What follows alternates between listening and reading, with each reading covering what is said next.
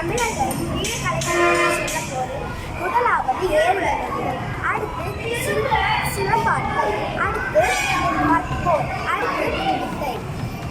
தமிழர்களின் வீர விளையாட்டுகளில் ஒன்று ஏறு தழுவுதல் என்பது காளையின் வீரத்தை அடக்கி தழுவுவதாகும்.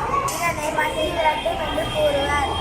நான் இப்போது தமிழர்களின் வீர விளையாட்டுகளில் சிலம்பாட்டத்தை பற்றி கூறப்போகிறேன். சிலம்ப கம்பியை சுழற்றுவதோடு ஏற்படும் ஓசையை கொண்டு சிலம்பாட்டம் நடத்தியிருந்தார்கள்.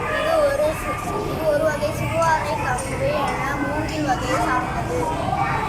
நான் இப்போ தமிழர்களின் வீர விளையாட்டை பற்றி சொல்லப்படுகிறேன்.